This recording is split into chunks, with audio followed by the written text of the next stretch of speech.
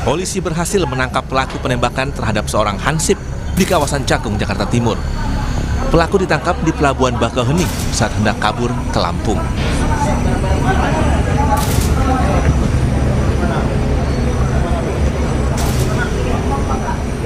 Penangkapan pelaku penembakan berlangsung dramatis di atas kapal Raputra Jaya yang baru bersandar di Pelabuhan Bakauheni, Lampung. Pelaku tak bisa berkutik saat mobil yang ditumpanginya dikepung polisi. Polisi masih memburu pelaku lainnya serta mencari barang bukti senjata api yang digunakan dalam penembakan tersebut. Membekuk inisial R, pelaku utama, pada saat hendak melarikan diri ke wilayah Lampung, jadi diamankan di Bakauheni.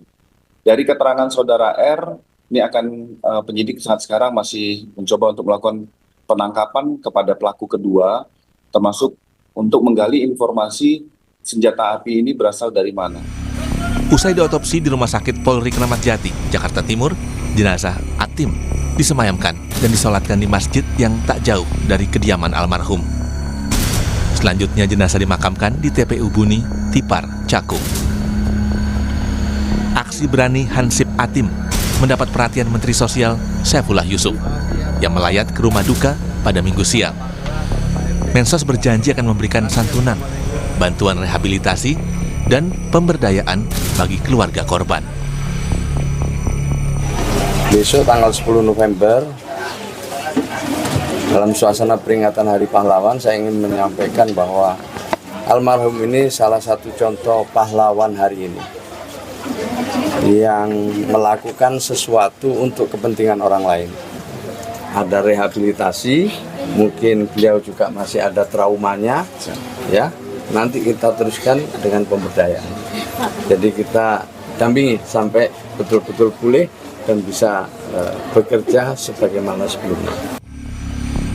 Sementara dua petugas keamanan yang bertugas bersama korban mengaku masih trauma atas peristiwa yang merenggut nyawa rekannya. Menurut rekan korban yang selamat, saat berduel dengan pelaku, usai terdengar tembakan, ia segera menghindar dan meminta pertolongan warga. Saya duel sama yang satu, si korban duel sama yang satu. Nah setelah itu pas dengar suara letusan itu saya refleks, saya langsung melompat kabur. Terus saya teriak minta tolong ke warga. Warga itu pada datang dah, pada rame dah itu. Nah itu saya langsung menuju ke rumah RT 8, laporan. Setelah itu saya cari dia. Setelah dia ada, baru saya cari bantuan sama warga-warga setempat. Akhirnya almarhum udah nggak ketolong lagi. Ya udah akhirnya sampai di situ ya. Dia meninggal di tempat aja. Sebelumnya, seorang hansip tewas ditembak saat mencoba gagalkan aksi pencurian sepeda motor di kawasan Cakung, Jakarta Timur, Sabtu dini hari. Korban sempat berduel dengan pelaku. Kemudian pelaku menembak korban dan melarikan diri. Korban tewas di lokasi akibat luka tembak. Polisi masih mengejar satu pelaku lain termasuk barang bukti senjata yang digunakan untuk menembak korban. Tim Liputan, Kompas TV. Kasus pencurian sepeda motor seakan tidak kunjung lekang. Para pelaku merebut paksa motor milik orang lain hingga melukai atau bahkan merenggut nyawa korbannya. Salah satunya petugas pertahanan sipil atau Hansip di Cakung, Jakarta Timur meninggal saat mengagalkan pencurian sepeda motor. Korban meninggal akibat ditembak pelaku. Apa yang patut disikapi dari peristiwa ini dan bagaimana meredam aksi kejahatan bersempi yang makin kejam, tak segan membahayakan nyawa korban. Akan kita bahas bersama kriminolog Universitas Indonesia Adrianus Meliala. Selamat pagi Prof. Selamat pagi Mas Mario. Terima kasih Prof sudah bergabung di Sapa Indonesia Pagi Dialog. Dan Kapolda Jawa Barat 2016-2017 Irjen Purnawirawan Anton Carlian. Selamat pagi Pak Anton. Selamat pagi Bang Mario. Terima kasih juga. Selamat pagi Jamus. Pak Anton, Prof Adrianus terima kasih sudah bergabung di Dialog Sapa Indonesia Pagi pada hari ini. Saya ke Prof Adrianus terlebih dahulu. Prof, bagaimana Anda melihat bahwa eskalasi kejahatan kita ini kalau kita bilang menurut Anda semakin meninggi atau tidak dengan penggunaan senjata api? Salah satu contoh kasusnya yang terjadi di Cakung beberapa hari lalu. Secara data sih sebetulnya konstan saja ya. Ya, Memang kejahatan jalanan menempati posisi tertinggi. Mengapa? Karena banyak sekali variasinya, ya, curas, curat, begal, begitu ya. Demikian juga dapat dilakukan oleh siapa saja. Dengan kata lain, modusnya sederhana, dilakukan oleh siapa saja, tidak perlu harus ahli atau spesialis ya. ya, Sepanjang punya keberanian, maka kemudian mampu melakukan kejahatan jalanan. ya, ya. Namun dalam hal ini memang ada indikasi, walaupun tadi saya katakan konstan, minimal tidak bertambah seiring dengan pertambahan penduduk maupun juga pertambahan ekonomi. Ya. Mengapa? Minimal ada dua hal. Pertama, dalam hal ini berbagai elemen pengamanan, termasuk diantaranya adalah keberadaan hansip, keberadaan CCTV. Nah ini penting betul. Ya, ya. Itu lalu kemudian membuat orang berhati-hati, Ya. berhitung dalam rangka melakukan kegiatan jalanan agar tidak ketahuan. Ya, nah itu yang pertama. Yang kedua, kemampuan masyarakat untuk memproteksi diri juga sebetulnya makin tinggi. Minimal ketika bicara mengenai keberadaan di jalan raya, keberadaan di terminal, di stasiun, maka biasanya masyarakat misalnya begini, tidak pergi sendiri-sendiri, tidak membawa perhiasan, juga tidak membawa uang banyak. Sekarang kan modelnya uang uang kartu itu ya, gitu. Ya. Dan Ya. itu lalu membuat banyak pelaku kejahatan yang lalu kemudian memilih untuk pindah ke perumahan. Ya. Karena di perumahan umumnya orang asumsinya aman dengan sendirinya ya. Di situ ada tetangga, ada pagar. Maka kalau kita bicara mengenai kejahatan curanmor, mereka tidak lagi melakukannya misalnya di tempat-tempat parkir umum. Nah di situ misalnya udah ada penjaga, ada CCTV, ada alat kontrol misalnya berupa struk parkir misalnya.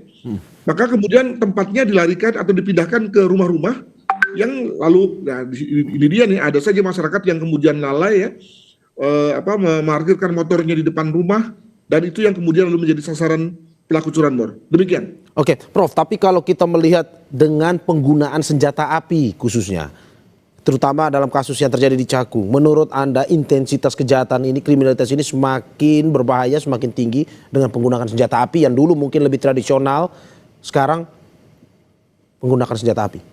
Pilihannya memang dua itu, antara melarikan diri secepat-cepatnya agar kemudian lalu terhindar dari massa, terutama karena kita bicara mengenai konteks jalanan kan memang yang paling mengerikan itu adalah kena massa, kata. Kalau misalnya bicara mengenai pelaku kejahatan, mereka paling takut kena massa, bukan paling takut ditangkap polisi, karena biasanya ditangkap polisi aman itu, gitu ya. Nah, yang kedua adalah daripada lari, mereka menyerang korbannya. Dengan itu mereka melengkapi diri dengan senjata tajam atau senjata yang kalau misalnya kita bicara mengenai senjata rakitan, maka mudah sekali diperoleh. Apalagi kalau kita bicara mengenai, ya kita sebut saja misalnya Lampung ya, tempat tujuan daripada pelarian si pelaku, Ya. maka lebih mudah untuk kemudian didapat di sana. Dan kalau kita bicara mengenai jarak tembak kurang dari 5 meter, maka bisa letal ya, dalam arti mematikan korban ketika itu diledakkan kepadanya. Demikian. Oke, saya ke Pak Anton. Pak Anton, bagaimana sebagai mantan Kapolda, pastinya Anda sudah makan garam lah, makan asam garam dengan kejadian-kejadian seperti ini, terutama dengan kasus-kasus kriminalitas. Tapi kalau Anda melihat saat ini dibandingkan dengan Anda waktu dulu, bagaimana Anda melihat eskalasi ataupun intensitas kejahatan yang dulu lebih tradisional, sekarang ya penggunaan senjata api nih? Kalau intensitas kejahatan tentu saja dengan banyaknya ya produksi kendaraan bermotor, artinya sasaran itu kan makin banyak. Ya. Dan memang di sini tadi disampaikan Prof juga, ini curanmor ini merupakan street crime, jadi kejahatan jalanan memang yang paling mendominasi dalam kehidupan bermasyarakat. Ya. Dan masalah eskalasi itu sendiri ya tergantung gitu kan, tetapi memang curanmor merupakan salah satu ya kejahatan yang sangat tinggi di kepolisian. Kenapa sebabnya? Karena curanmor ini gampang sekali dipetiknya. Nah, biasanya bagi pelaku-pelaku ini ada istilah pemetik ya yang melakukan pencurian, dan ada istilah joki joki itu pengendaranya dan biasanya yang memantau, dan nanti juga ada penada. Ini jaringannya. Dan jaringan Lampung ini memang sejak zaman saya masuk sebagai polisi sudah ada. Mohon maaf, bukan mendiskreditkan betul. daerah tertentu ya. tapi memang dikenalnya demikian. Kemudian masalah senjata api ini juga tidak aneh. Namun memang biasanya untuk pemetik ini tidak menggunakan senjata api. Ini biasanya yang menggunakan senjata api itu biasanya pelaku jatan ras. Jatan ras itu bajing luncat lah kalau dari daerah Lampung. Dan senjata api ini memang bisa banyak sekali didapatkan, terutama di daerah Lampung juga beredar. Oke, tetapi Pak Anton, berarti Anda mau bilang bahwa sebelumnya pelaku curanmor ini tidak menggunakan senjata api, tapi sekarang lebih meningkat ya penggunaan senjata api ini untuk curanmor? Ya betul, kemungkinan juga dia juga bisa saja bajing loncat atau pelaku jatan ras. Karena pelaku ini bisa beralih, walaupun memang di dalam ya mungkin struktur kejahatan mungkin Pak Adrianus, biasanya mereka ini spesialis. Kalau curanmor saja, bajing luncat saja, dan wilayahnya pun juga mempunyai area masing-masing. Misalkan yang sudah punya area Jakarta tidak boleh ke Bandung, tidak boleh ke Jatim. Jadi mereka pun juga seperti punya satu wilayah kekuasaan begitu. Dan senjata api ini tadi di mana bisa didapatkan? Kalau organik ini biasanya didapatkan banyak di daerah-daerah konflik. Kalau seperti dulu di Aceh, di Tim-Tim, di Pak, Papua. tadi Anda bilang bahwa kalau sudah di Jakarta, ya di Jakarta saja, yang di Bandung saja. Apakah kalau ini kita bisa tangkap bahwa ini ada sebuah komunikasi yang dilakukan antara pelaku kriminalitas ini untuk bisa melakukan aksi mereka dan membagi-bagi wilayah mereka, terkumpul dalam sebuah organisasi besar atau gimana menurut Anda? Ya memang ada organized crime-nya mereka itu sendiri. Saya bahkan ya kalau polisi yang pintar, kalau tahu datuknya kita bisa nego gitu kan, bisa nego ini. Saya seperti di swasta, pokoknya selama saya jadi Kapolres jangan sampai ada pencurian sapi. Alhamdulillah tidak ada. Jadi memang datuk-datuknya itu ya di dalam dunia organized crime ini memang ada begitu kan. Bernegosiasi dengan pelaku kejahatan itu maksudnya? Ya betul sekali. Oke. Kalau pelaku bajing luncat, ada datuknya. Datuk misalkan Jakarta, ya seperti semacam wilayah kekuasaan di kepolisian, tentara itu mereka sudah mengkapling-kaplingkan itu. Kenapa harus bernego, Pak? Kenapa tidak langsung menangkapnya saja? Ya kan untuk menangkap itu ya tidak sesederhana itu. Harus ada bukti yang nyata. Ya, kita bisa memantau saja. Ibaratnya mohon maaf ya, pelaku bos-bos judo misalkan. Kita tahu, oh ini orangnya. Tapi tidak bisa ditangkap begitu saja. Harus dalam keadaan tertangkap tangan. Dan mereka pun juga biasanya ya yang di atas itu sudah tidak melakukan lagi. Jaringannya itu ke bawah itu terputus. Mungkin bisa 2 lapis, bisa 3 lapis, bisa 4 lapis gitu kan. Jadi nggak sesederhana itu untuk mengungkap organized crime ini. Dan ini saya kira ya unit-unit curanmor, unit-unit jatan ras ini mereka istilahnya banyak yang tahu lah siapa sebetulnya. Bahkan termasuk daerah-daerah penampungan. Bahkan sekarang konon kabarnya salah satu daerah penampungannya ke luar negeri, yaitu ke Tim-Tim gitu kan. Atau ke daerah-daerah, mohon maaf, daerah-daerah perkebunan. Daerah-daerah perkebunan ini, mohon maaf bukan mendiskreditkan perkebunan gitu kan. Menjadi salah satu ya tempat pelemparan ya pencurian-pencurian kendaraan bermotor.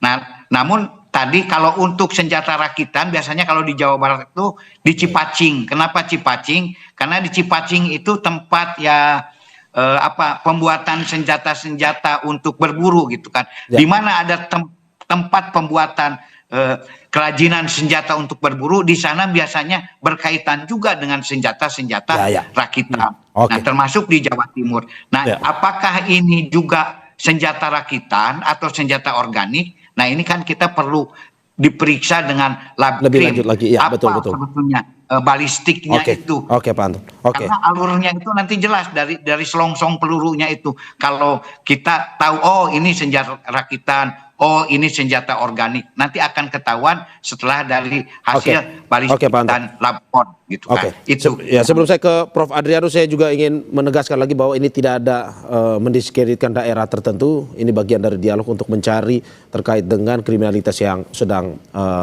terjadi di wilayah-wilayah kota besar. Prof. Adrianus, tadi sudah disampaikan oleh Pak Anton bahwa ada beberapa kejahatan yang memang mungkin sudah tahu, polisi sudah mengetahui, tetapi memang hingga saat ini memang untuk menangkapnya ya bukan sesuatu hal yang mudah sebenarnya. Nah, bagaimana pencegahannya sebenarnya kalau ke depan untuk bisa ini pada akhirnya masyarakat semakin merasa aman, mereka mau kemana pun bisa dilakukan tanpa harus takut ada kejadian-kejadian seperti ini, termasuk ini kepemilikan senjata ilegal, salah satunya rakitan yang gampang dibikin. Ya, pandangan yang sering dikemukakan adalah bahwa kita semua elemen negara dan masyarakat itu diikutsertakan ya bersama-sama untuk mencegah kejahatan. Itu suatu ajakan yang baik, namun juga harus disikapi secara kritis. Kalau kemudian kejahatannya sudah sedemikian berbahaya bahkan mengancam nyawa, apakah lalu masih tepat menyertakan masyarakat dalam langkah pencegahan sebagai elemen yang tidak tahu apa-apa ya, tidak punya senjata, tidak terlatih, tidak punya sense of security begitu ya, dengan memasang masyarakat di depan, maka tentu lalu itu kan seperti menjadikan sebagai isi target bagi masyarakat.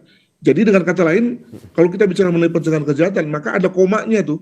Komanya adalah untuk kejahatan-kejahatan yang umum, yang tidak berbahaya, yang diperkirakan mungkin hanya terkait dengan misalnya lingkungan perumahan saja. Tapi di lain itu misalnya terkait dengan narkotika, hati-hati, bandar-bandar umumnya sudah melengkapi diri dengan satuan atau kelompok-kelompok yang pengaman, bodyguard, dan mereka bersenjata.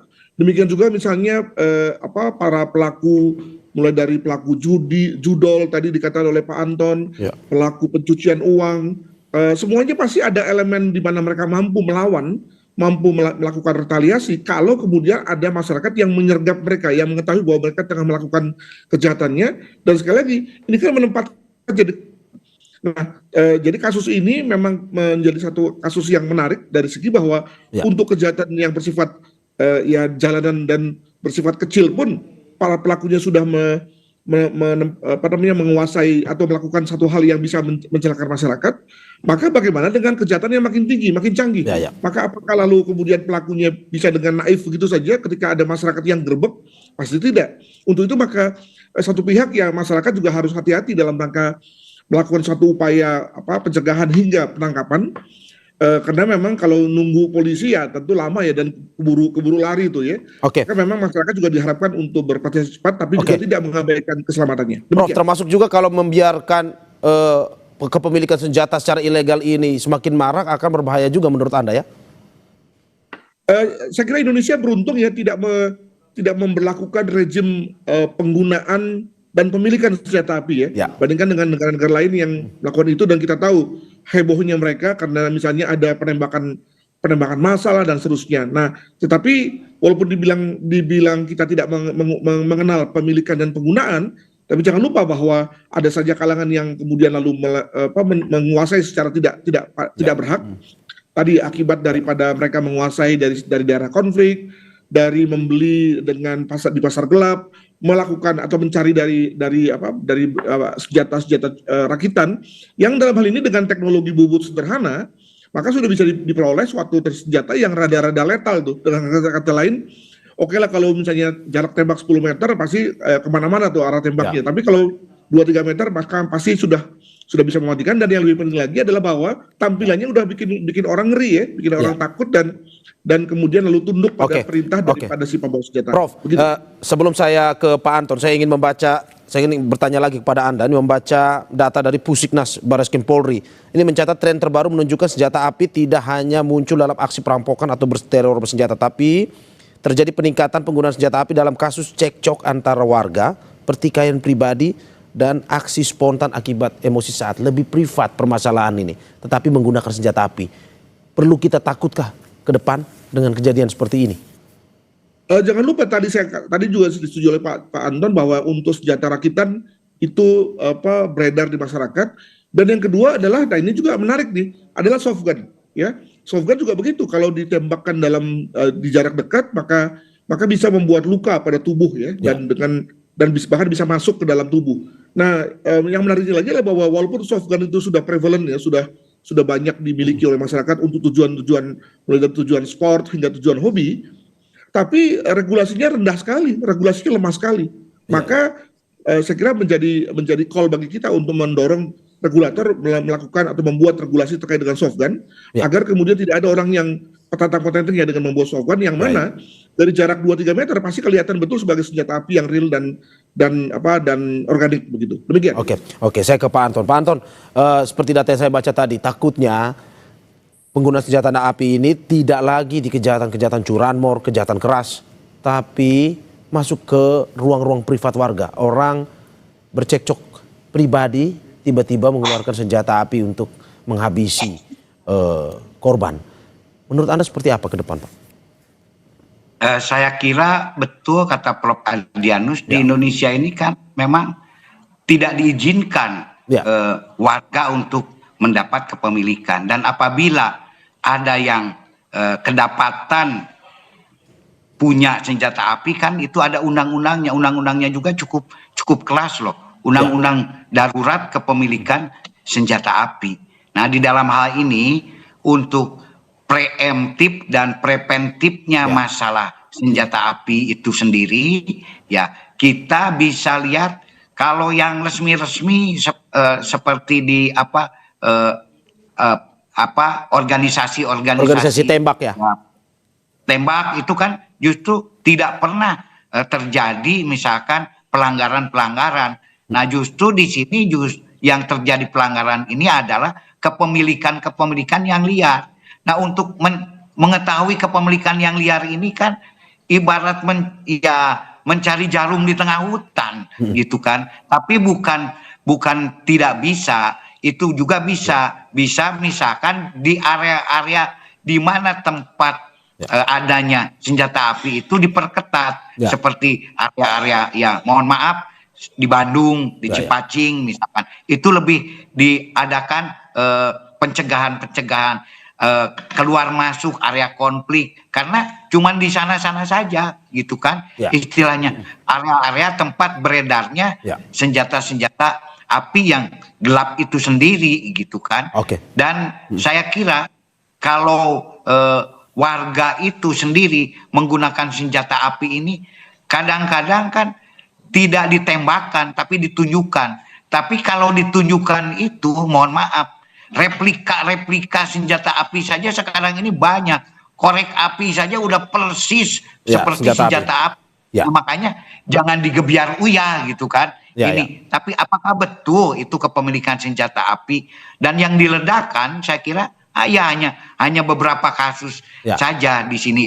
Jadi saya kira ya di sini pun juga diadakan penertiban kembali misalkan dari Polri untuk pengawasan senjata api itu sendiri, sehingga peredaran senjata api itu dan diadakan razia-razia malam misalkan, sehingga dengan demikian akan razia sajam dan senpi kan ada. Nah, ini bisa dilakukan juga sehingga dengan demikian bisa mengurangi dampak negatif daripada penggunaan senjata api itu atau senjata tajam itu sendiri. Kita harapkan memang ke depan bahwa tindakan preventif pencegahan ini untuk keamanan masyarakat semakin diperkuat sehingga ya aktivitas masyarakat tidak terganggu, dan juga peredaran senjata ini ya kita harapkan dari polisian juga bisa pada akhirnya ya melakukan razia sehingga bisa mengurangi produksi senjata yang didapat baik ilegal, yang itu rakitan dan lain-lain, sehingga ya tidak ada lagi kejadian-kejadian serupa seperti yang terjadi di Jakarta Timur. Terima kasih sekali lagi Kriminolog Universitas Indonesia Adrianus Meliala dan Kapolda Jawa Barat 2016-2017 Irjen Purnawirawan Anton Carlyan dalam dialog Sapa Indonesia Pagi pada hari ini. Sehat-sehat Bapak-bapak, terima kasih banyak sekali lagi. Terima kasih.